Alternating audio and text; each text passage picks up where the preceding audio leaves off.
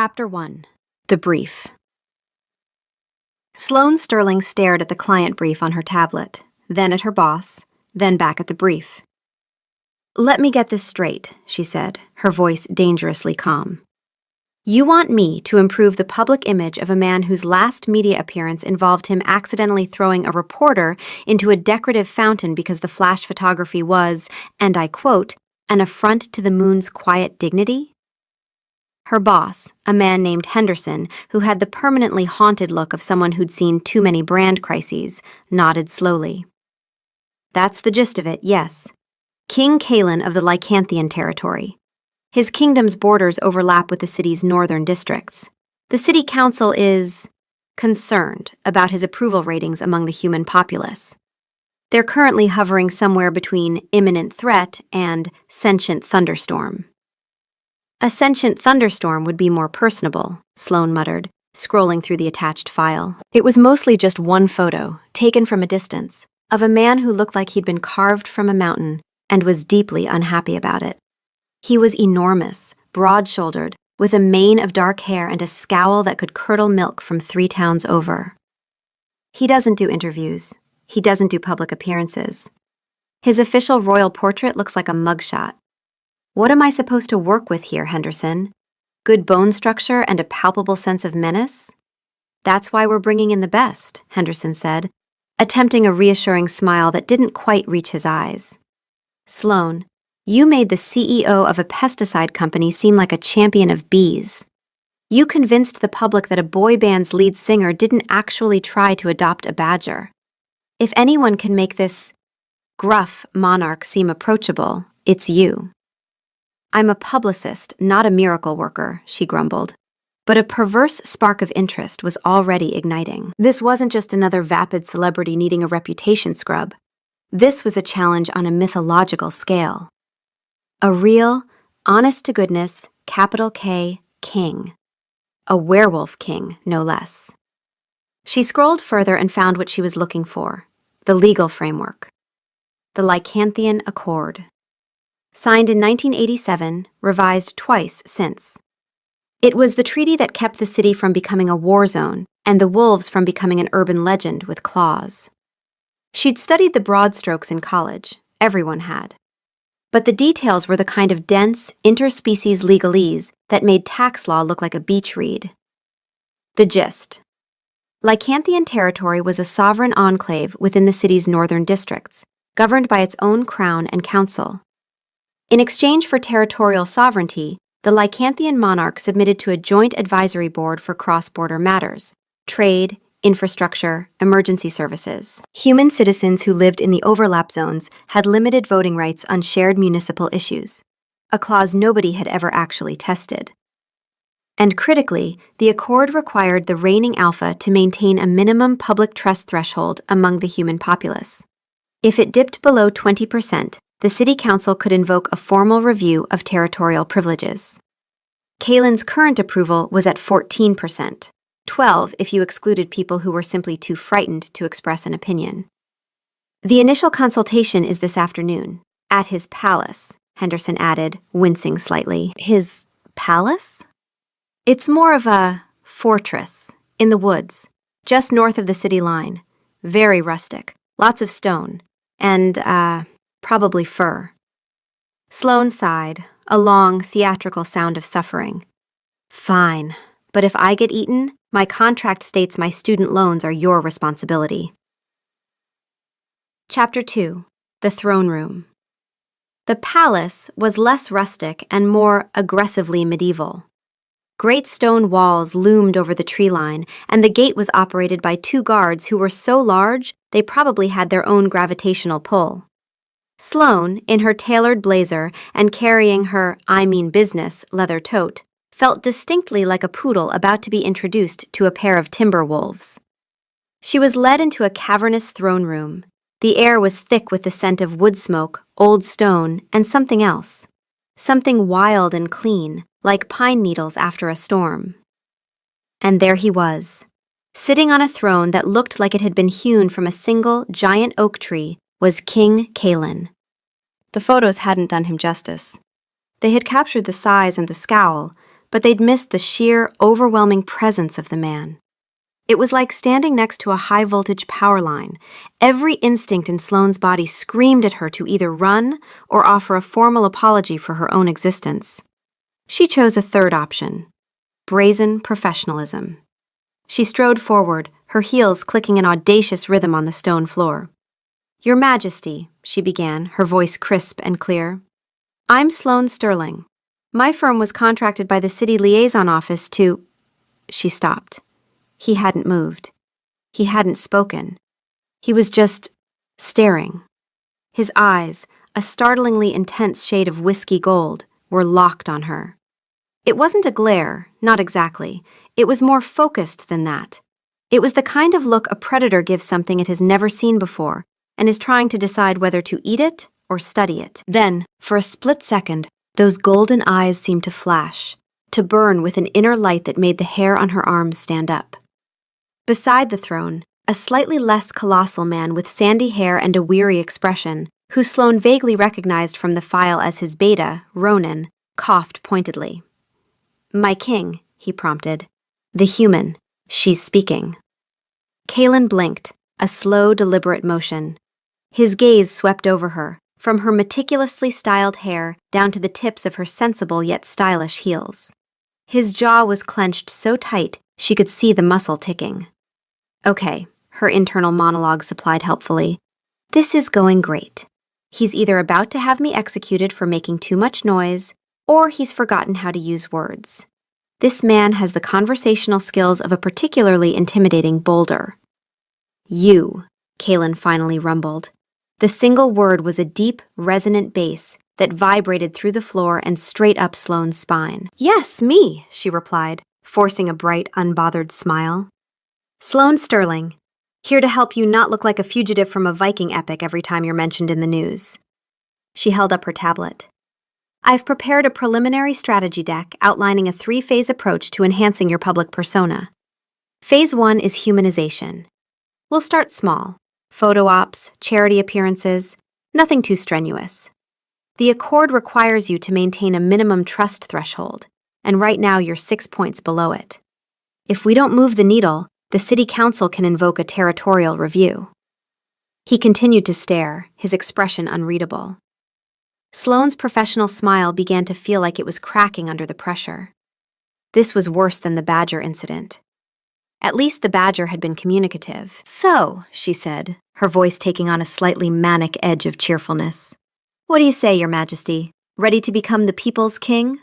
King Kaelin slowly rose from his throne, and rose, and rose. He was a mountain of a man, well over 6.5 feet tall, and built with the solid, uncompromising density of ancient granite. He took a step down from the dais, then another. He stopped directly in front of her, close enough that she had to crane her neck to look up at him. She could feel the heat radiating off him, a furnace-like warmth that seemed to roll off his body in waves. He inhaled, a deep, quiet sound. His eyes, those impossible golden eyes, scanned her face as if he were memorizing it. Then, to the utter astonishment of Sloane, and the visible gobsmacked shock of his beta, he gave a short, formal nod. "We accept this proposal." Chapter 3: The Wolf's Verdict. The moment the small, fiercely determined human had walked into his throne room, Kaelin's world had tilted on its axis. One second he was enduring another tedious lecture from Ronan about human relations and territorial treaties. The next, a scent hit him like a physical blow. Freshly ground coffee, old paper, and a unique electric spark of pure, undiluted audacity. Mate.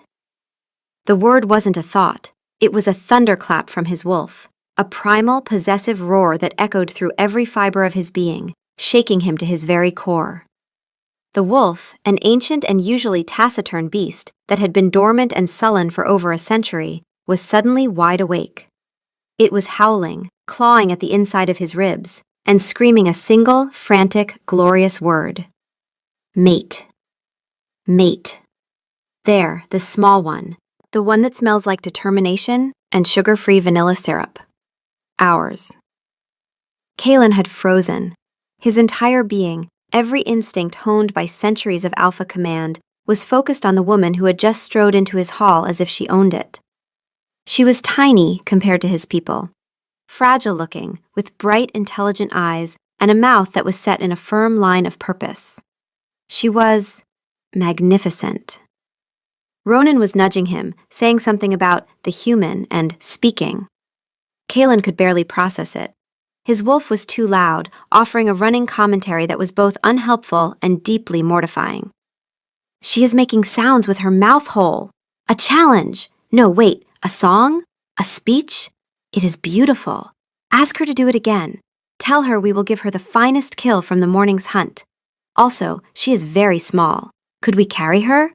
We should carry her. It would be efficient. You, Kaelin managed to rasp, his throat suddenly dry. It was all he could force past the lump of sheer, unadulterated shock. His wolf was not pleased with his eloquence. You? That is what you say to our destined one? You are the Alpha King, not a confused goat. Say something kingly. Declare your intent. At minimum, stand up straight. We look like a startled oak tree. She continued speaking, her voice a crisp, confident melody that his wolf seemed to adore. She spoke of strategy decks and public personas and trust thresholds. Kaelin didn't understand half the words, but he grasped the core of it. She, this fated gift from the moon goddess herself, was proposing a series of public rituals. An ancient, formal human courtship laid out in phases. It was brilliant.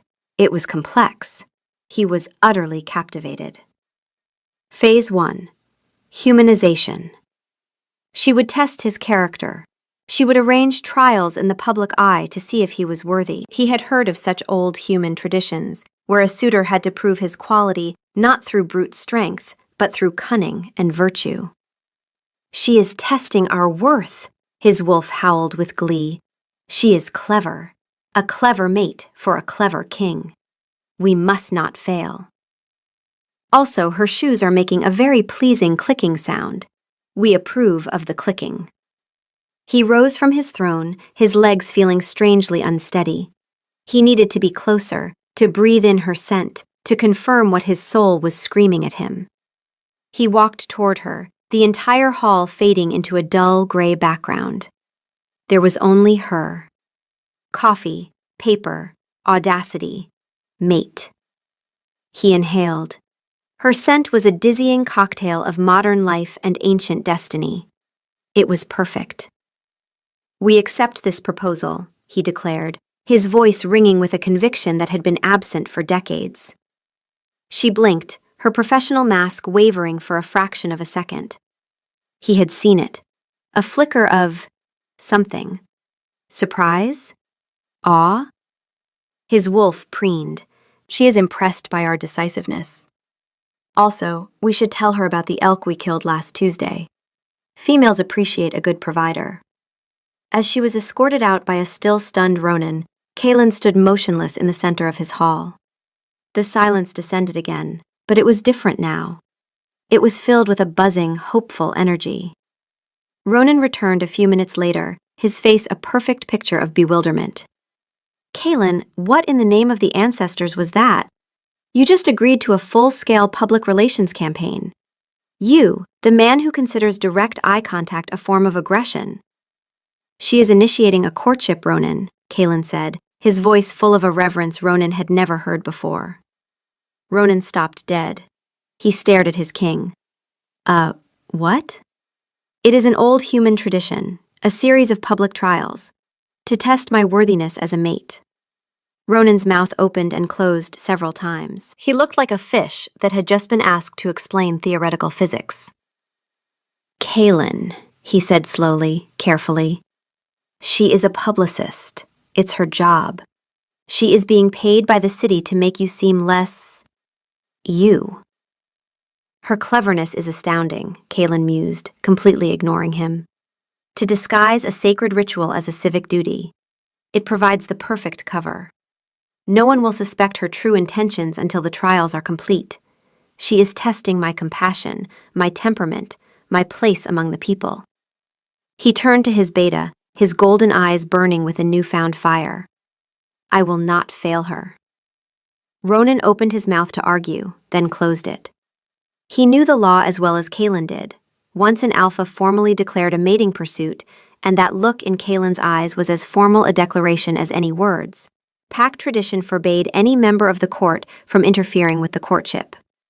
The beta's role was to support the alpha's pursuit, not sabotage it, even if the alpha was clinically delusional.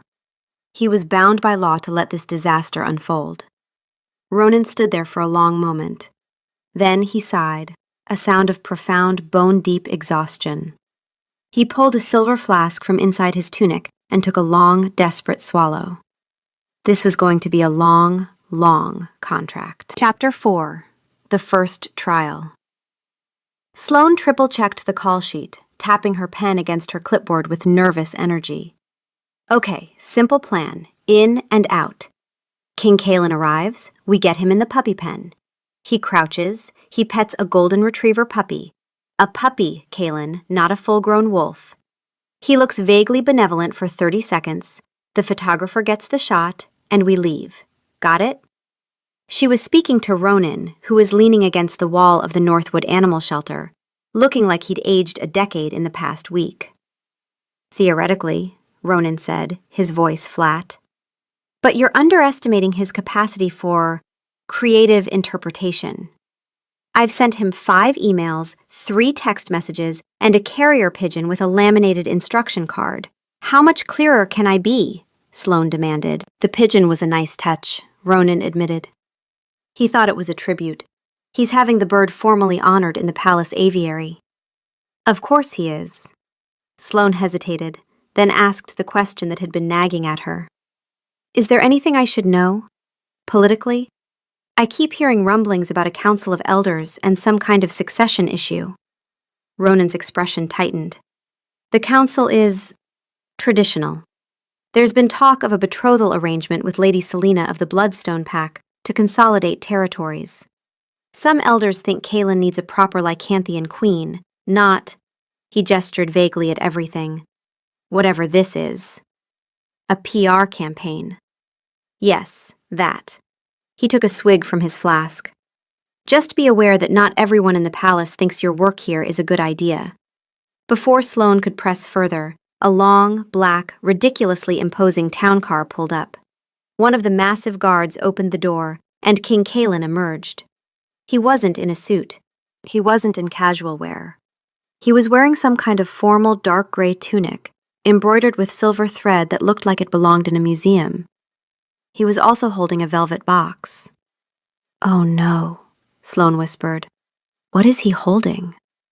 That looks like one of the royal courting chests, Ronan said, his voice filled with a grim sense of inevitability. He took another swig from his flask. Kaelin strode toward them, his gaze fixed solely on Sloane. He ignored the shelter director, the waiting photographer, and the pen of adorable yipping puppies. He stopped before her, his expression deadly serious. Sloane, he said, his voice a low rumble. He opened the box. Inside, nestled on a bed of black satin, was a necklace. It wasn't just a necklace, it was an artifact.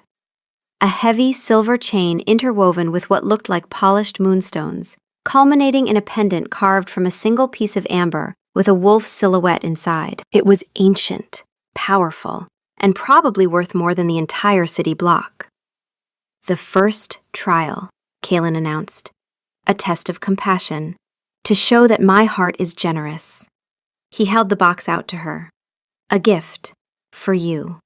Sloane stared at the necklace, then at his earnest, intense face. Her publicist brain, the one that had navigated scandals and celebrity meltdowns, went into overdrive. He's trying to bribe me. Or this is some weird royal custom. Do not offend the giant man with the priceless artifact. Pivot! Pivot! Your Majesty, she said, her voice a symphony of professional warmth. That is breathtaking. Truly, such a magnificent piece of your culture's heritage.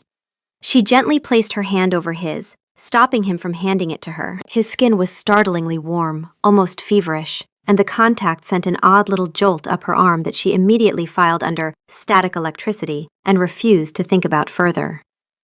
And its generosity is so profound, it would be a crime to keep it for one person. Her eyes lit up with a terrifyingly brilliant idea. It should be the centerpiece of the shelter's annual fundraising auction. Imagine the good it could do, the funds it could raise. Kaylin's face fell.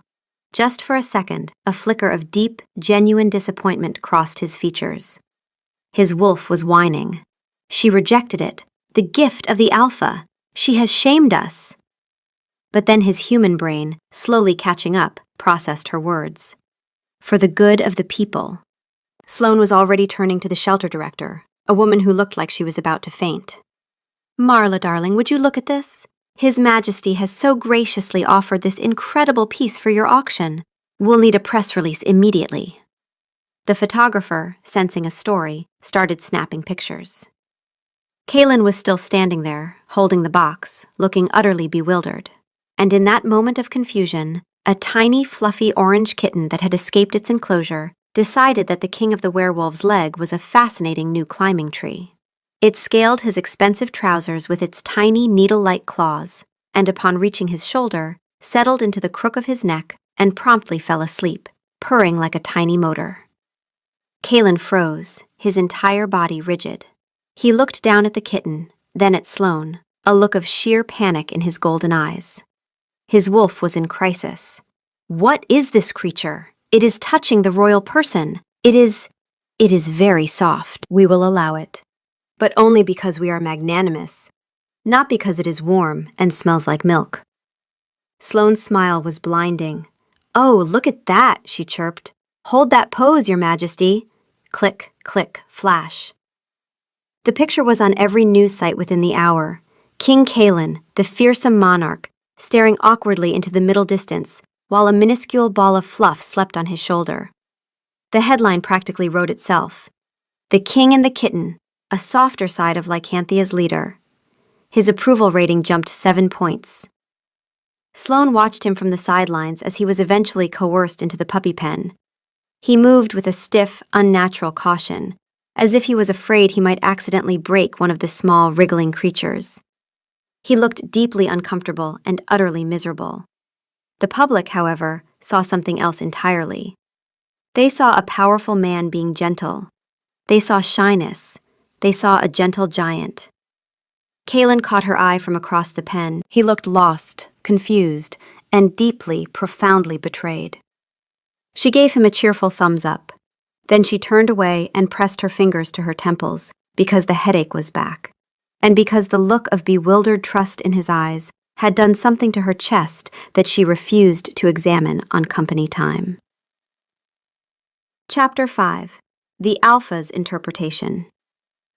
Kaylin sat in his study, the offending photograph projected onto the wall by some human device Ronan had installed.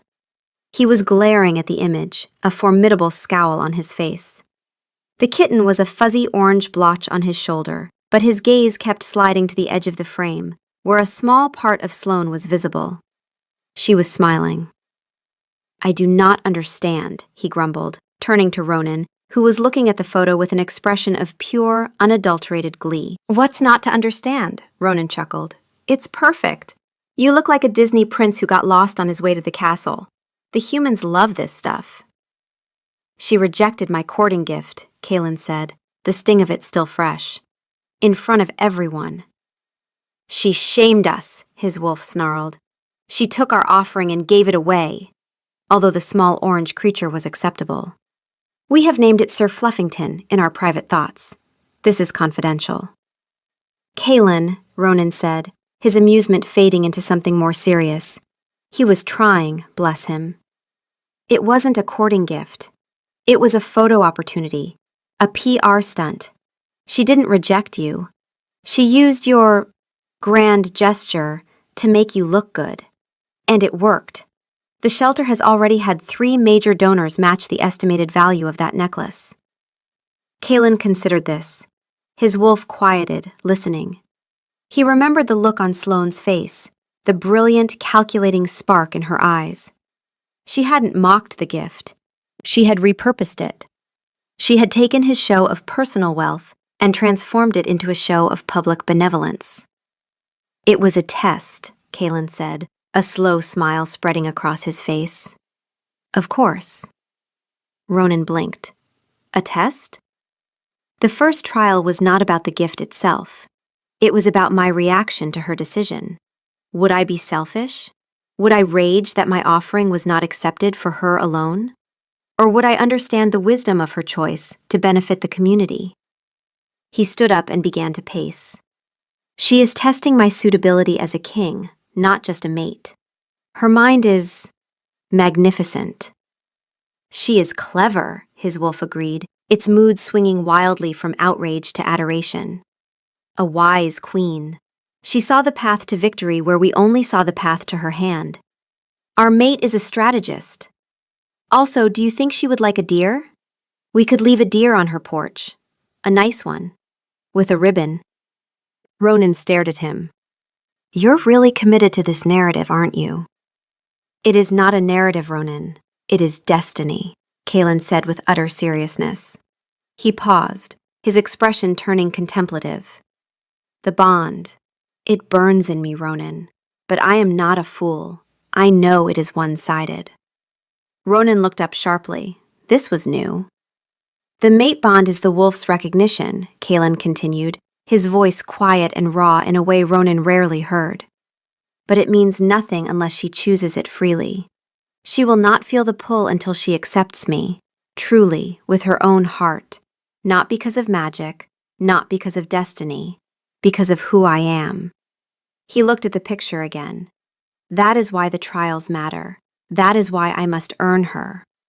His wolf, for once, was silent. Even the beast understood the weight of this. Ronan just stared at his king for a long moment. Then he said, very carefully, "That's actually the most sensible thing you've said all week." Of course it is, Kalen said, ruining the moment entirely. I am the Alpha King. He then opened the file Sloane's office had sent. The next event was in 2 days, a charity 5K run.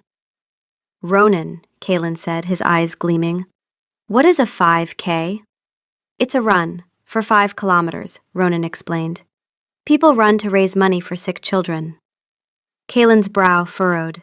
Then his eyes widened in understanding. Ah, the trial of endurance. We must run a great distance together to prove my stamina, to show that I can protect her on a long and arduous journey. Ronan put his head in his hands. No, Kalen, you run. The sick children get money. She will be there with a clipboard and a headset. She is not running. She is working. She will be there, Kalen said, a determined glint in his eye. And I will run by her side. I will not fail the second test.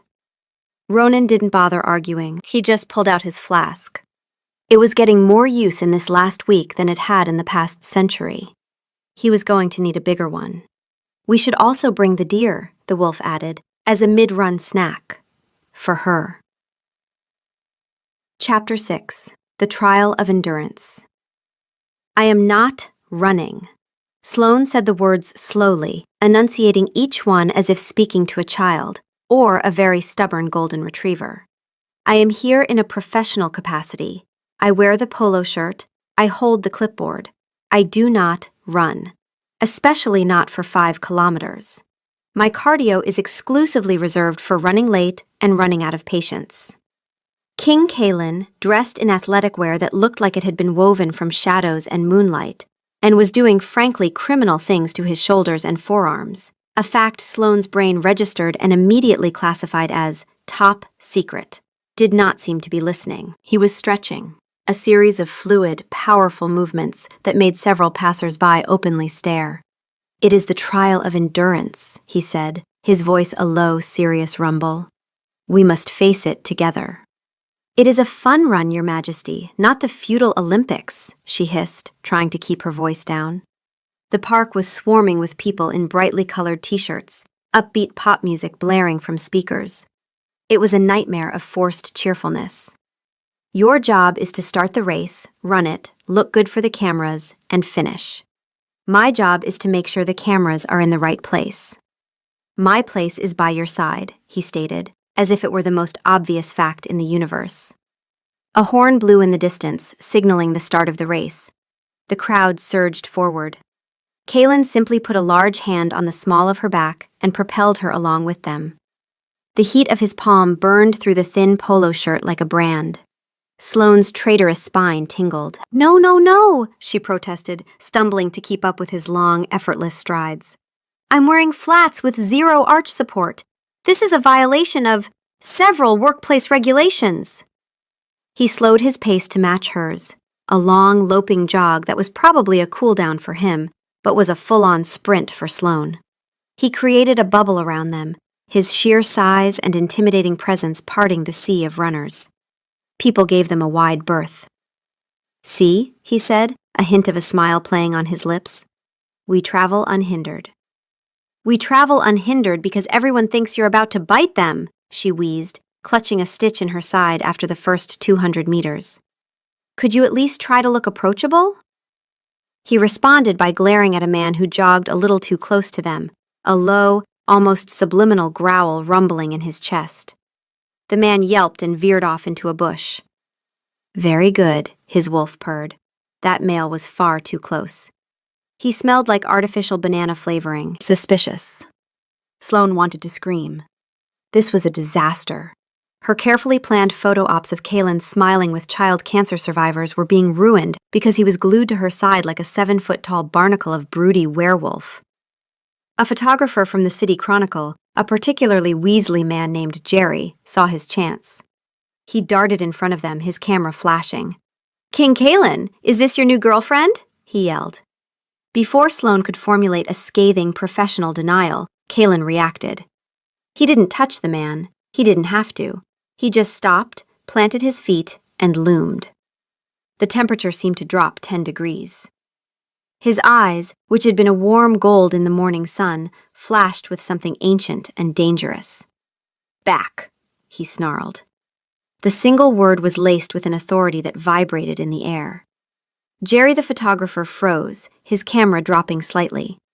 He looked like a mouse that had just met a hawk. Destroy the lightbox creature. He threatened our mate with his insolent questioning. We will. Sloane, running on pure adrenaline and exasperation, reacted without thinking. She shoved Kaylin. It was like pushing against a brick wall, but he stumbled back a step, surprised. He's doing his job, she yelled, positioning herself between the king and the terrified reporter. She was standing close enough to feel the heat rolling off his chest, close enough to catch the scent of pine and wood smoke and something deeper, something that her lizard brain found deeply, irrationally comforting. She shoved that thought into a mental closet and padlocked it. A job you are making impossible. Go run. Be charitable. For the love of all that is holy, go sweat somewhere else. Kaylin stared at her, then at the trembling photographer, then back at her. His wolf went utterly, reverently silent. She challenged us. She stood before us and did not flinch. She is magnificent. He nodded once, a sharp, decisive movement. I understand. And then he took off, running with a speed and grace that was frankly terrifying. He disappeared into the crowd of runners, leaving Sloane standing there, breathing heavily, with a very shaken Jerry. Her hand was still warm where it had pressed against his chest. She could still feel the rapid, heavy thud of his heartbeat against her palm. Static electricity, she told herself firmly. Adrenaline. Low blood sugar. Anything. Everything. Not that. Chapter 7. Sloane, Alone. The photo hit the internet before Sloane got home. It was a masterpiece of dramatic timing. It showed her, small and fierce, with her hand on the king's chest, pushing him back. He was looking down at her, not with anger, but with an expression the newspaper had interpreted as chastened admiration. The headline read, A Royal Protector, King Kaylin shields publicist from aggressive press. The article waxed lyrical about his chivalrous nature, how he had shielded his employee from the rabid media, and how he had immediately respected her command to give her space. His approval rating shot up another 10 points. Sloane threw the newspaper in the recycling bin and poured herself a glass of wine, in her small, perfectly organized apartment. She needed to decompress. She needed to analyze. She needed to not think about the way his heartbeat had felt under her hand. She sat on her couch, opened her laptop, and stared at the photo on her screen. Not the newspaper version. The raw file Jerry had sent her, per their professional arrangement. In this version, the framing was slightly different. You could see Kaylin's face more clearly. And the expression on it, it wasn't chastened admiration. It was wonder. He was looking at her like she was something impossible, something precious, something he didn't quite believe was real. Sloane closed the laptop, then opened it again, then closed it. Professional satisfaction, she said out loud to her empty apartment. That's what this is. I'm pleased with a good photo. That's all. She saved the image to her phone, for the file, obviously. Then she went to bed and absolutely did not dream about golden eyes and the smell of pine trees. Chapter 8. The Alpha's Triumph. He had passed the second trial. Kaylin was certain of it. He replayed the events of the 5K in his mind as he completed his traditional post-trial cool-down ritual, which involved running another 10 miles through the Royal Preserve. The trial was multifaceted. First, the journey itself. He had demonstrated his stamina, his ability to keep pace with his mate and protect her within a moving crowd. He had created a safe path for her, clearing obstacles and annoying joggers from her way. His wolf had been pleased with this, a low purr of satisfaction rumbling in its chest. We were like a magnificent snowplow of love. Then came the test. The challenge from the man with the light box, the Jerry. He had been aggressive, shouting questions, his intent clearly hostile. Kaylin's first instinct, the alpha instinct, was to remove the threat, permanently. He had begun to do so, using only his presence, his aura of command. But then, Sloane had intervened. She had placed herself between him and the threat. She had put her hand on his chest. His mate had touched him. She had initiated physical contact, his wolf sang. And she had spoken. She was testing me, he realized with blinding clarity. It was not enough to be strong. I had to be wise. She was testing his restraint. Would he succumb to his primal instincts and destroy the challenger? Or would he listen to her counsel? He had chosen the latter. He had listened to his mate. He had yielded to her command. It was the ultimate sign of respect and trust in a pack dynamic, the alpha heeding the wisdom of his chosen partner. And the touch, the warmth of her small hand against his chest, directly over his heart. His wolf had memorized every detail, the pressure, the temperature, the exact pattern of her fingerprints probably, given how obsessive it was being. She touched the heart place, the wolf observed sagely. This is significant. She was checking for structural integrity. We passed. Our heart is very sturdy. We should tell her this. He returned to the palace, invigorated. Ronan was in the strategy room, what Kaylin now thought of as the courtship chamber, looking at the online news feeds. You're a hit, Ronan said, not looking up. They're calling you King Chivalry. It's disgusting. And brilliant. Her approval rating is almost as high as yours now. They're a package deal. She is a formidable strategist, Kaylin agreed, grabbing a towel. He felt a deep, rumbling purr of contentment starting in his chest, and had to consciously suppress it. It was undignified. She's a publicist, Kaylin. She's just really, really good at her job.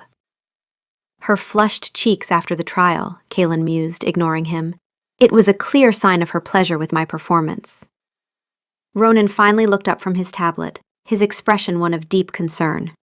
Kaylin, she was out of breath. She was exasperated. She was turning red because you forced a non-athletic human to jog for half a kilometer, and then almost started an international incident with a tabloid photographer. That wasn't arousal. That was rage.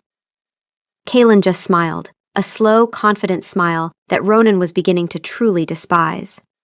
Her human ways are complex and subtle, but I am learning to read the signs. Her rage blush and her pleasure blush are the same color, the wolf added thoughtfully. This is either confusing or convenient. We choose convenient. He pulled up the schedule for the next event, a public reading, At a library, for children. The third and final trial, Kaelin breathed, his eyes shining. A test of my wisdom and my ability to guide the next generation. The trial of lore. Ronan didn't even reach for his flask. He just closed his eyes. We're all going to end up in jail, he whispered to himself. Or worse, a reality TV show. Chapter 9. The Trial of Lore. Sloane was on the verge of something beautiful. She had found the perfect book. It was called The Very Quiet Cricket. It had approximately 10 words, beautiful illustrations, and zero potential for controversy. It was bland, it was safe, it was utterly, blessedly boring. It was perfect. She stood in the corner of the brightly decorated children's section of the Northwood Public Library, clutching the book like a holy relic. The plan was foolproof. King Kaelin would sit in the little wooden chair, he would hold up the book, he would point to the pictures, and some other library staff member would do the actual reading. Minimal interaction, maximum control. Okay, Your Majesty, she said, approaching the king, who was looking deeply skeptical of the tiny chair he was supposed to sit in. He was wearing a dark sweater today, something she suspected Ronan had forced on him, and it made his shoulders look like a geography lesson. This is it, the last big event of Phase 1. Just follow the librarian's lead. Smile, nod. Do not, under any circumstances, tell any of the children they are weak and will not survive the winter. Kaelin took the book from her hands. Their fingers brushed. Sloane felt the jolt again, the same one from the shelter. And this time she couldn't blame static electricity because she was wearing rubber-soled shoes. And she knew it. He stared at the cover, which featured a cute, cartoonish cricket, his lip curled in a faint sneer. This is not a story, he said, his voice low. This is an insult to the noble tradition of oral history. It's a picture book, Sloane corrected through gritted teeth. The target demographic is 4. Their primary concerns are juice boxes and finding new and creative places to put stickers. They don't need the Epic of Gilgamesh. Too late. The librarian, a cheerful woman named Brenda, clapped her hands. Okay, everyone, let's give a big welcome to our special guest reader, King Kaelin. A smattering of applause came from the 24 children and their parents sitting on the floor. Kaelin walked to the chair. He didn't sit in it. He regarded it for a moment. His wolf assessed it as a potential threat, concluded it was structurally unsound, and dismissed it, then kicked it gently aside and sat cross-legged on the floor, a move that put him on eye level with the kids and, to Sloane's horror, actually made him look surprisingly approachable. He held up the Very Quiet Cricket. He looked at the children, his golden eyes sweeping over their small, expectant faces. Then he tossed the book over his shoulder. It landed with a soft thud on the carpet. Sloane's soul briefly left her body. That story is boring, Kaelin announced to the children. A few of them giggled. You do not need quiet crickets. You need tales of courage, of destiny. Yes, the wolf howled. Tell them about the time we defeated a bear. No, 2 bears. 3 bears. Tell them about all the bears. Sloane began inching toward the exit, a slow-motion horror movie escape in progress. She could feel her career flashing before her eyes. I will tell you a real story, Kaelin said, his voice dropping into a resonant, captivating storyteller's cadence. A story from my people. It is the story of a great wolf king who had ruled alone for 100 years, his heart silent as a winter stone. Until one day, a stranger arrived in his lands. A woman with a spirit like fire and a mind as sharp as a hawk's talon. She was his fated mate. The children were silent, utterly enthralled. Even the parents had put down their phones. Sloane was frozen in place, a cold dread and something warmer, something she refused to name, washing over her. But the stranger would not simply accept the king, Kaelin continued, his eyes finding Sloane's in the corner. He held her gaze. The rest of the room seemed to dissolve. She was wise. She knew a mate must also be a worthy leader. So she devised 3 trials. First, a trial of compassion. She had the king offer a great treasure, but then, in her wisdom, she commanded him to give it to his people, to test if his heart was generous. And he passed. A few of the parents glanced over at Sloane, their expressions curious. Her face was getting hot. Then came the trial of endurance. Kalen's voice boomed softly. They journeyed together across the land, and she tested his restraint, his ability to protect without dominating. To heed her counsel in the face of a challenge. And he passed. More parents were looking now. One of them whispered to another. Sloane tried to blend in with a large potted fern. It wasn't working. And now, Kalen said, his voice dropping to a dramatic whisper, the third and final trial, the trial of Lore. She brought him before the children of the kingdom, the future of the pack, to see if he had the wisdom and the heart to guide them, to see if he could share a story that would make them strong and brave. He paused, looking around at the captivated faces of the children. This is that trial, and by your listening, you help him pass. He then launched into a genuinely thrilling story about a young wolf who learned to be brave. It had action, a little bit of humor, and a good moral. The kids loved it. The parents loved it. The media, who had been alerted to the story time, were capturing every second. The headlines were ecstatic. King Kalen, a royal bard with a romantic soul. A modern fairy tale, King's epic love story captivates city. His approval rating didn't just tick up, it skyrocketed.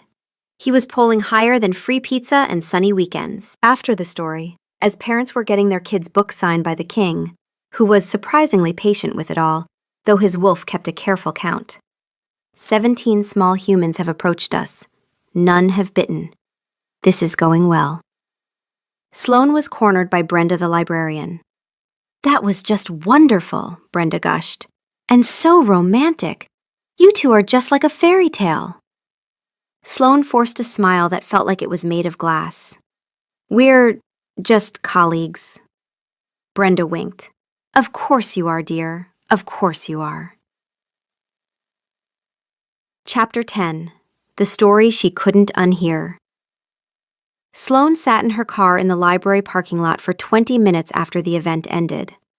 The engine was off. Her hands were on the steering wheel. She was staring at nothing. He'd told that story. That ridiculous, presumptuous, completely insane story about a wolf king and his fated mate. In front of children. In front of parents. In front of cameras. He had looked directly at her and narrated a love story. Their love story. Not their love story. There was no love story. There was a contract. To a room full of people who were now absolutely convinced that the king of the werewolves was head over heels in love with his publicist. And the worst part, the part that was currently causing her to grip the steering wheel like it owed her money, was the way he'd told it. Not like a performance, not like a PR stunt, like a prayer, like a man speaking a truth so deep and so certain that the words were barely large enough to hold it. A woman with a spirit like fire and a mind as sharp as a hawk's talon. She pressed her forehead to the steering wheel. He's a client, she whispered. A very large, very confused client who thinks a press release is a love letter and a charity fun run is a mating ritual. He doesn't actually know me. He's responding to some kind of werewolf chemical reaction, pheromones, whatever. It's not real. But the way he'd sat on the floor, cross-legged, eye level with the children, patient with them, gentle, not performing gentleness, actually gentle. And when that one kid had reached out and touched his arm, asking, "Are you really a wolf?" he hadn't flinched. He'd said, "Yes, but right now I am just a storyteller." Sloane's eyes stung. She blinked hard. Allergies. Definitely allergies. She needed to file the Phase 1 closeout report, send Henderson the final metrics, and never think about any of this ever again. She turned the key in the ignition. Her phone buzzed. A text from a number she didn't recognize. The kitten has been named Sir Fluffington. He has been given a small bed in the royal chambers. I thought you would want to know. K. Sloane stared at the text. She stared at it for a long time. Then she typed back. Tell Sir Fluffington his media training starts Monday. She put the phone down and pulled out of the parking lot. She was absolutely not smiling. Chapter 11. The Completion. The final trial was complete. He had succeeded. Kalen felt a deep, profound sense of peace settle over him. He had faced the trials of his mate and emerged victorious. He had proven his compassion, his endurance, and his wisdom. He had done so not just in her eyes, but in the eyes of the people, her people, and his. His wolf was ecstatic. It was no longer howling or screaming, but purring, a deep, continuous rumble of pure contentment. We are worthy. We have passed the tests. The courtship is complete. Now comes the acceptance. Also, Sir Fluffington has fallen asleep on our pillow again. We are allowing it. Ronan had foregone the flask. He was now just sitting in a chair in the courtship chamber with a bottle of 100-year-old whiskey, drinking straight from the neck. He didn't even look up when Kalen entered. So, Ronan said, his voice slurring slightly, you're basically a romance novel hero now. Congratulations. I hope you're happy. The pack's gossip channels have crashed twice from the sheer volume of traffic about the king's human mate. Ulrich is having palpitations. Lady Selena sent a formal letter of protest written in what I'm fairly sure is blood ink. She was overwhelmed, Kalen said, pacing the room, too full of energy to stand still. With emotion, I saw her. After the story, she was pale. She was clutching a stack of books to her chest for support. My public declaration of intent, even in allegorical form, had moved her deeply. Ronan took a long pull from the bottle. Oh, she was moved, all right. Probably moved to look up flight prices to a non-extradition country. Kalen ignored him. The path was clear. The courtship was concluded according to the ancient rites she had so cleverly initiated. All that remained was the final, formal step. He found her as she was trying to sneak out of the library. He had tracked her by her scent. Coffee, paper, and something new, something softer that he couldn't quite name. A beacon in the musty smell of old books. He cornered her in a quiet aisle between modern history and self-help. She looked like a cornered fawn. Her eyes were wide, her hands clutching her tote bag like a shield. Her heart was racing, he could hear it. And her scent had changed. There was a thread of warmth in it now, something sweet and involuntary that his wolf latched onto with a desperate, hopeful whine. Sloane, he said, his voice low and serious. He had to get this right. He had to use the correct terminology. The trials are complete, he stated, leaving no room for doubt. There is only the final acceptance. She just stared at him. Her mouth opened, then closed. Her brain, he could see, was working furiously. He waited, his heart thudding in his chest like a war drum. This was it, the culmination of his efforts. She started, her voice a little shaky. The invoice. Kalen's brow furrowed. Invoice? Yes, she said, nodding frantically. For my services, the final invoice for Phase 1. I'll have my assistant send it over tomorrow. It's all billable hours, you see. And we're done. Project complete. So congratulations on the approval ratings and, goodbye. Before he could process any of this, she darted around him and fled. He heard the frantic clicking of her heels as she ran out of the library. He stood alone in the aisle, utterly and completely baffled. She ran, the wolf said, stunned. Why did she run? Was it a race? Are we supposed to chase? We are excellent at chasing. Should we chase? We should chase. No, Kalen told his wolf firmly. She asked us to listen. We listen. Ronan appeared beside him, having materialized from the shadows like a weary ghost. He looked at Kalen's confused face, then in the direction Sloane had fled. Is an invoice the human symbol of formal acceptance? Kalen asked, his voice full of genuine confusion. Ronan clapped a heavy hand on his king's shoulder. He looked Kalen dead in the eye, his own gaze surprisingly sober. No, Kalen. I believe it's the human symbol for, oh my God, my boss is a werewolf king who thinks we're dating, and I need to run for the hills right now. He sighed, long and heavy. We need to talk, and I need you to actually listen this time. Chapter 12. The Storm. Sloane had a plan. It was a simple two-step plan. Step 1. March into Henderson's office. Step 2. Demand reassignment. She had tried Step 1. Henderson had shown her the morning press roundup. Every outlet, every single one, had run the fairy tale angle. King Kalen's secret romance, The Publicist and the Wolf, a modern love story. There was fan art. There was fan art. Someone had made a TikTok edit of the charity-run photo set to a Hozier song, and it had 11 million views. "Your phone is ringing off the hook," Henderson said, looking more alive than she'd ever seen him. "Good Morning Northwood wants an exclusive. The Times wants a profile. A literary agent called asking if you're interested in writing a memoir." "Henderson, I am not dating the king." "Oh, I know, but the public doesn't. And frankly, these are the best numbers we've ever delivered." "The council is thrilled. They want Phase 2. Sloane stared at him. "There is no Phase 2. There was never going to be a Phase 2. I got his numbers up. We're done." Henderson tilted his head. "Are you sure? Because turning this down means someone else takes the contract. Someone who doesn't know the client. Someone who might not handle him as well." The image of some random junior publicist trying to manage Kalen flashed through her mind. The poor soul wouldn't last an hour.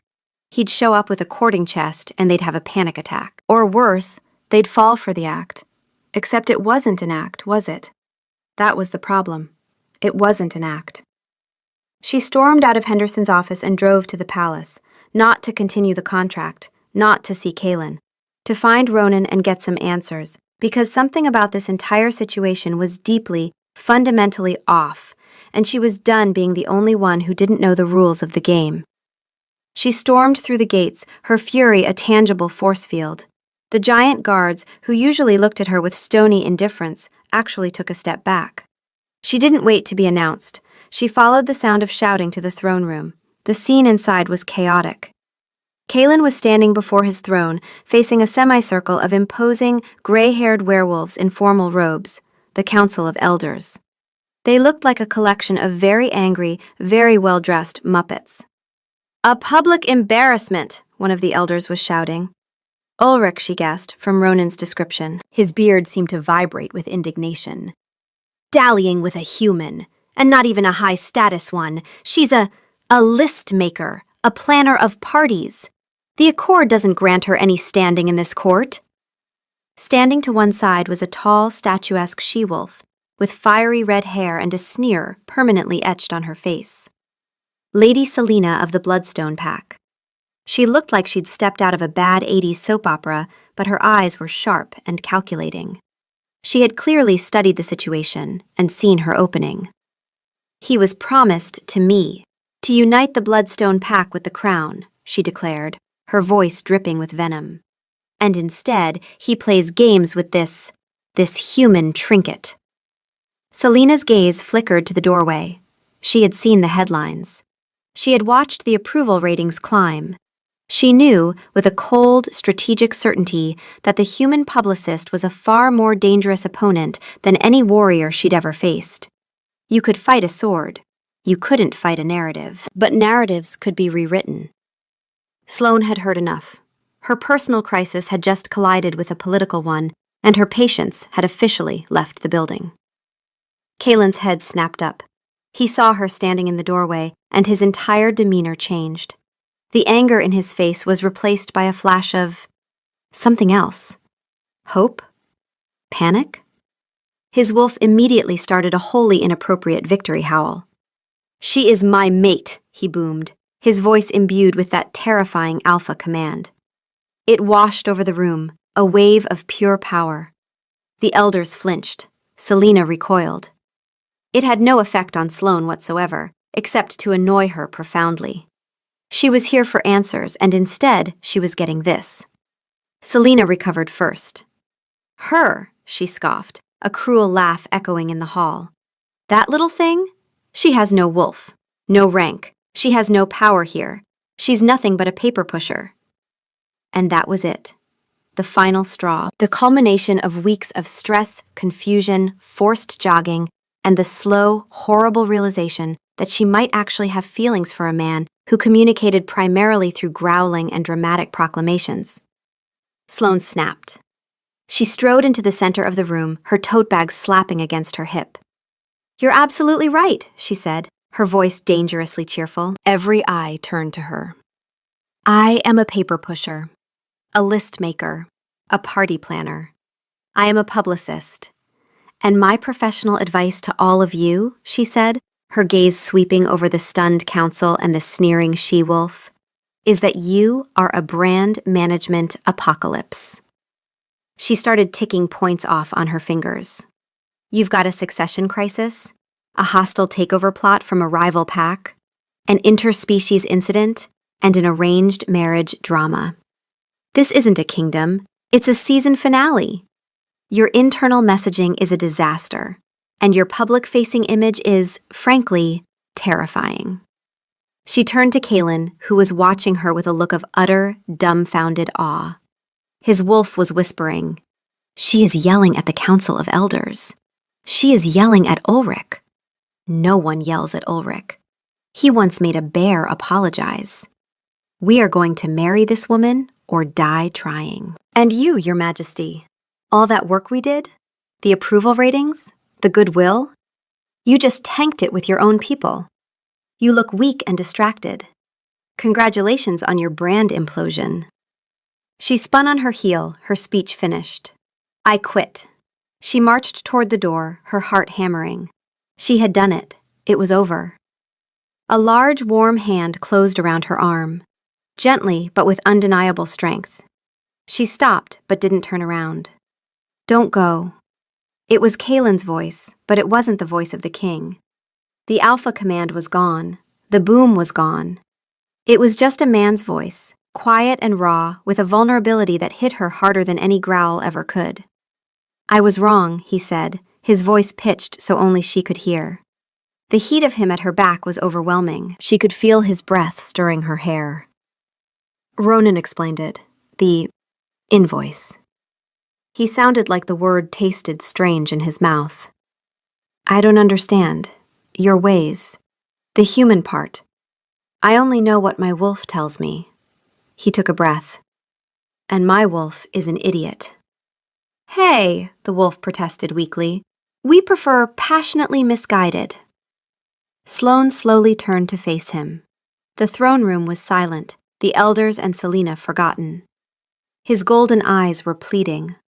All the royal bluster, all the intimidating presence had evaporated, leaving behind someone who looked lost and desperately confused. He was still holding her arm, and his thumb, probably unconsciously, was tracing a small circle against her skin. "Just tell me what to do," he whispered. "I'll listen this time. I promise." And in that moment, looking at the mighty, feared Alpha King of the Werewolves, asking for help like a lost little boy, Sloane's heart did something deeply unprofessional. It broke. And then it went to work. Chapter 13. The Counter-Offensive. The Council of Elders, recovering from the shock of being verbally dismantled by a small human, gave Kalen their ultimatum. It was delivered by Ulrich, whose beard seemed to have gained additional indignation since Sloane's speech. "You will renounce the human and accept your betrothal to Lady Selena, or you will be challenged for the throne. The pack requires stability, not this romantic farce." Selena smiled, a triumphant viper's nest of a smile. She thought she had won. Sloane, who was now standing firmly by Kalen's side, she'd unquit temporarily, she told herself, for purely strategic reasons that had absolutely nothing to do with the warm wall of werewolf at her back, felt a wicked, brilliant idea spark to life in her exhausted brain. She leaned over to Kalen. Their arms touched. Neither moved away. "A challenge for the throne," she whispered. "What does that usually involve? Gory medieval combat to the death?" "Typically," Kalen murmured back, his hand protectively on the small of her back, right where it had been during the 5K, right where it seemed to naturally, inevitably gravitate. It has not been invoked for 2 centuries. Perfect, Sloane grinned, a terrifying sight. She turned to the council. He accepts the challenge. A murmur went through the elders. Selena's smile widened. Kaelin looked at Sloane, a question in his eyes. She just gave him a look that said, "Trust me." His wolf answered before he could. "With our life." "However," Sloane announced, her voice ringing with the authority of a seasoned campaign manager, "a challenge of this magnitude, in this modern era, cannot be decided by brute force alone. That's terrible optics. The people deserve a leader, not just a brawler." She pulled her tablet from her tote bag. Under Article 14 of the Lycanthian Accord, human citizens in the overlap zones have advisory input rights on shared governance matters. A leadership challenge of this scale qualifies. We're not inventing something new. We're invoking a clause that's been in the treaty since '87 and that no one has ever had the imagination to use. Ulrich's eyes widened. He clearly hadn't expected anyone to have read the accord. "So, we will have the challenge," Sloane continued. "But it will be a modern challenge. A series of public trials to prove not just strength, but leadership. Televised, of course. Live-streamed. We'll call it the Lycanthian Leadership Challenge. Tradition meets today. Every registered citizen, human or wolf, casts a ballot. Transparent, democratic, unimpeachable." Ulrich sputtered. "Televised. Preposterous." "Is it?" Sloane countered, turning on him. "You want stability. Stability comes from the consent of the governed. Let the people, all the people, human and wolf, see the candidates and decide for themselves who is best fit to lead." She looked from Kaelin to Selena. "Unless, of course, Lady Selena is afraid her platform won't stand up to public scrutiny." It was a trap, and Selena walked right into it. Selena was many things: ruthless, ambitious, and genuinely convinced she'd make a better ruler. But she was not a coward, and she would not be baited into looking like one. "Afraid?" she scoffed. "I would welcome the chance to show this kingdom what a true alpha looks like." "Excellent," Sloane clapped her hands together. "My office will be in touch to schedule the first debate." Chapter 14. The Debate. The studio lights were merciless. The City Convention Center had been transformed into a debate stage, and every seat was filled. Cameras from 6 networks lined the back wall. Ronan was backstage, nursing a coffee and watching the monitor with the intensity of a man watching a bomb defusal. Sloane was with Kaelin in a green room that smelled like industrial carpet cleaner and anxiety. He was in a charcoal suit she had selected. Ronan had vetoed the ceremonial battle tunic. And he looked like a GQ model who had accidentally wandered into a hostage negotiation. "Okay," Sloane said, straightening his tie. She had to reach up to do it. He stood very, very still, barely breathing, his golden eyes tracking her hands with the focus of a man memorizing scripture. "Remember your talking points: infrastructure investment, apprenticeship programs, cross-species emergency services. Keep your answers under 2 minutes. Do not growl. Do not loom. If she provokes you, take a breath, count to 3, and pivot to policy." "And if she insults you?" he asked quietly. Sloane's hands stilled on his tie. She looked up. His eyes were dark, the gold burning low and hot. Not the flash of alpha rage she'd seen before. Something else. Something that made her pulse stutter. "She will insult me," Sloane said evenly. "That's her strategy. She wants you angry, not articulate. If she says my name, you smile. You pivot. You talk about the people." She finished with the tie and patted his chest, a brisk, professional pat that lingered half a second longer than it needed to. "You're not fighting for me out there. You're fighting for them."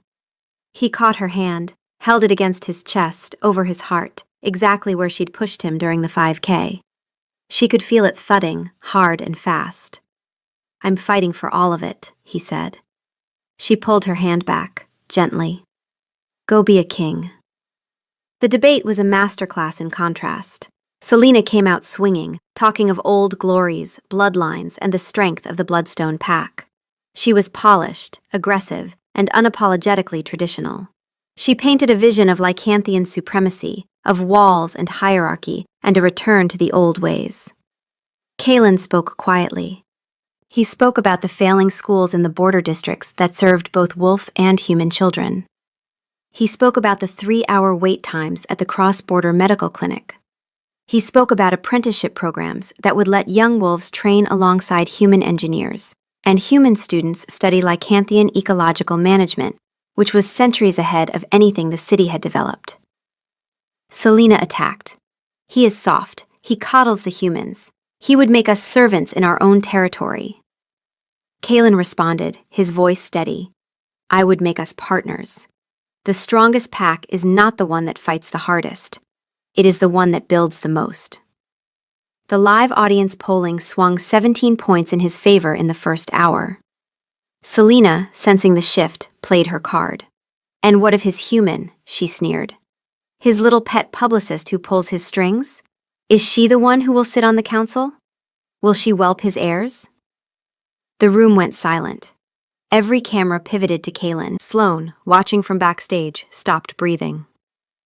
Kalen was quiet for a long moment. The silence stretched. Then he smiled, not the sharp, predatory smile of the alpha, but something quieter, sadder, realer. Sloan Sterling, he said, is the most capable person I have ever met. She is not my pet, or my puppet, or my possession. She is a professional who was hired to do a job, and she did it brilliantly. He paused. What I feel for her is my concern and mine alone. It has no bearing on my fitness to lead. This kingdom's future should not hinge on my heart. It should hinge on my policy, my judgment, and my commitment to every citizen, wolf and human alike. He looked directly into the camera. So let's get back to that. In the green room, Sloan pressed her hand over her mouth. In the studio, Ronan whispered, Holy hell, she actually taught him to pivot. The approval numbers didn't just shift, they avalanched. Chapter 15. The Crisis. The second challenge was Sloan's masterpiece, a city planning exercise. Both candidates were given a simulation of a district facing a real crisis, a failing dam on the border of Lycanthian territory and the northern city districts. 300,000 people downstream, both wolf and human. Selena studied the engineering reports, consulted with her advisors, and proposed the obvious solution. Build a reinforced containment wall downstream, evacuate the immediate zone, and let the dam fail in a controlled manner. It was expensive, disruptive, and would displace 12,000 people for 6 months. But it was the textbook answer. Kalen did something no one expected. He asked to visit the dam. The cameras followed. He stood at the base of the structure, closed his eyes, and listened. His enhanced senses, hearing that could detect a heartbeat through stone, a nose that could smell mineral deposits in running water, mapped the dam's weaknesses with a precision no instrument could match. He found 3 microfractures invisible to human engineering surveys, each one contributing to a cascading failure pattern that the standard models had missed. His proposal was targeted. Reinforce the 3 fracture points, redirect the secondary drainage channel using existing geological formations, and implement a Lycanthian soil stabilization technique that human engineers had never seen. Total cost? 1/3 of Selena's plan. 0 displacement. Completion time? 8 weeks. Sloan released a graphic comparing the 2 proposals side by side. It went viral in an hour. Hashtag Team Kalen started trending. Hashtag Damn Good became the meme of the week. Selena, watching the numbers from her war room, felt something she hadn't felt in years. Genuine doubt. Not about her strength. She knew she was strong, but about whether strength was what this kingdom actually needed. Chapter 16. The Tell-All. The final challenge was what Sloan called the tell-all. She sat Ronan down with the city's most respected journalist, a veteran named Mara Kim, who had been covering Lycanthian affairs since the accord was signed. Ronan, armed with a list of talking points, a rehearsed anecdote structure, and a promise of Kaelin's finest whiskey, was a revelation. He told stories of Kaelin as a young, awkward alpha who had once accidentally shifted during a diplomatic dinner and knocked over an entire dessert table. He told the story of the kitten, how Kaelin had secretly gone back to the shelter the next day and adopted Sir Fluffington because the kitten had displayed courage in the face of a superior predator, and therefore deserved a place in the royal household. He told the story of the 5K and the library reading, but he framed them correctly. He painted a picture of a man burdened by duty, socially awkward, but with a heart of gold, trying his best to connect with a world he barely understood. He's been alone for a very long time, Ronan said, and for once, the weariness in his voice wasn't comedy, it was real. He's not good with people. He's not good with words. He's not good with most things that aren't running through a forest at 3 a.m. But he cares, more than anyone I've ever known. He just doesn't know how to show it. He paused. Sloane taught him that. Not how to be someone he isn't, but how to show people who he actually is. Mara Kim ran the interview as a 3-part series. The readership numbers broke the paper's website. Chapter 17. The Victory. The final vote wasn't even close. Kaelin won in a landslide, 71% of the total vote, carrying both the wolf and human districts by significant margins. The only district Selena won was her own Bloodstone territory, and even there her margin was thinner than expected. Selena, to her credit, conceded with more grace than anyone expected. She stood in the great hall, her red hair catching the firelight, and said simply, "The people have spoken. I will serve the crown, not challenge it." She left without further comment. Sloane made a mental note to keep an eye on her. A woman that composed in defeat was either broken or planning something, and Selena didn't look broken. The night of the victory, the palace was filled with a strange mix of wolves and humans, all celebrating. Confetti, which Sloane had insisted on and which Kaelin's wolf found deeply offensive. Paper snow, indoors. This is madness. Drifted through the great hall. Amidst the chaos, Kaelin found her. She was standing in a quiet alcove off the main hall, watching the celebration through an archway. A glass of champagne in her hand, untouched. Her shoes were off, the heels abandoned under a chair somewhere, and in her stocking feet she was even smaller, barely reaching his chest. He came and stood beside her. There were no grand declarations, no trials, no photographers. Just the muffled sound of the party and the quiet, steady rhythm of their breathing. "My wolf was right about one thing," he said, his voice soft. "From the first moment. But my human heart, it was slow. It was stupid." He turned to her, his golden eyes impossibly soft. "I love you, Sloane. Not because of a bond, or destiny, or what my wolf screams at me. I love you because you are you. The brilliant, terrifying, coffee-addicted woman who came into my kingdom and saved it from itself. And from me." Also, the wolf added, very quietly, she accepted Sir Fluffington's existence without question. This is the deepest form of love. Sloane's carefully constructed professional composure finally, completely crumbled. Not all at once. It went in stages, like a dam with 3 microfractures. First, the set of her jaw softened. Then the professional mask fell away from her eyes. Then a real smile, bright and unguarded, broke across her face like sunrise. "Well," she said, her voice a little thick, "my approval ratings have never been higher." He chuckled, a low, warm sound. He reached out and tucked a strand of hair behind her ear.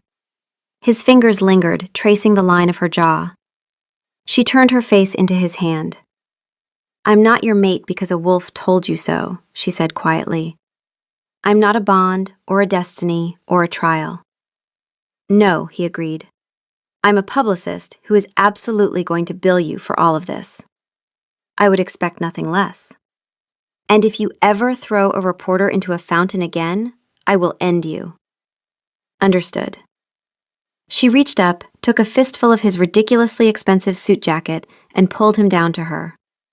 The kiss was quiet, it was real, and it wasn't interrupted. It tasted like champagne and coffee and something ancient and warm, and when his arms closed around her, careful, so careful, as if she were made of glass, as if she were the most precious thing his centuries of life had ever held, she felt something shift inside her chest.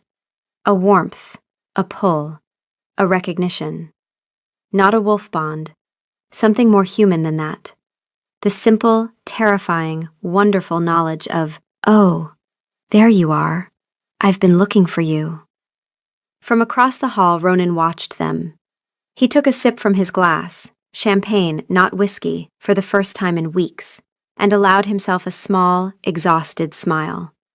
About damn time, he muttered. Epilogue. Business as usual. 6 months later, Sloane was staring at the royal daily schedule on her tablet, a deep frown on her face. Absolutely not, she said, stabbing a finger at the screen. Kaelin looked up from the trade agreement he was signing. He was in his office, which now had a comfortable chair for her. She had negotiated it into the renovation budget. A state-of-the-art espresso machine in the corner, non-negotiable, and a small cat bed by the window, where Sir Fluffington was currently snoring with aggressive enthusiasm. "What is it now?" he asked, a hint of amusement in his voice. She'd moved in after month 3, not because of the bond, which she now acknowledged existed, a gentle warmth in her chest that hummed when he was near, but because her apartment lease was up, and commuting to a medieval fortress every day was ruining her gas mileage. At least, that was the version she told Henderson. Henderson, for his part, had been inconsolable about losing his best publicist. Then Sloane had negotiated a retainer agreement between her new office, the Royal Communications Bureau, officially created by an amendment to the accord that Sloane had drafted herself, and Sterling & Associates. Henderson was now the highest-billed PR firm in the city, and his haunted look had been replaced by one of manic glee. The tabloids had been predictable. The royal girlfriend had trended for a week. Sloane had killed the narrative by giving exactly one interview to Mara Kim, in which she outlined her formal advisory role, her policy contributions to the cross-border infrastructure plan, and her 5-year communication strategy for Lycanthian human relations. She never once mentioned her relationship. The headline had been, "The Woman Behind the Crown's New Era." It wasn't a romance story. It was a competence story. She preferred it that way.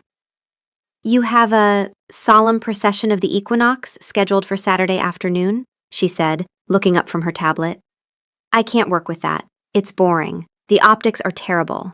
It screams pompous and out of touch."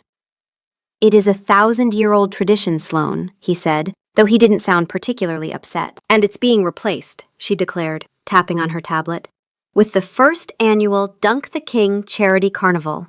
It's for the Children's Hospital. Ronan has already agreed to man the cotton candy machine."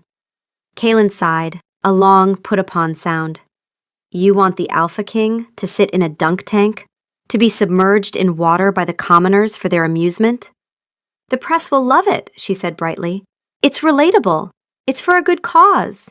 And I've already sold the exclusive photo rights for a very generous donation." "We should allow it," the wolf said, with an air of great wisdom. "The small ones will enjoy watching us get wet. Also, if we fall in the water, she will be concerned about our well-being, and possibly touch us again. This is strategically sound." He pretended to grumble, shaking his head as he went back to his paperwork. But she saw it. She saw the way his lips were fighting a smile, and she felt it too. A low, happy rumble that vibrated through the bond, through the floor, through all the ancient stones of the palace. The sound of his wolf purring. She reached over and stole his pen to make a note on her tablet. He caught her hand and pressed a kiss to her knuckles without looking up from his paperwork. She rolled her eyes. She didn't pull her hand away. For a fierce and mighty Alpha King, he was a complete pushover. But he was her pushover. And business was booming.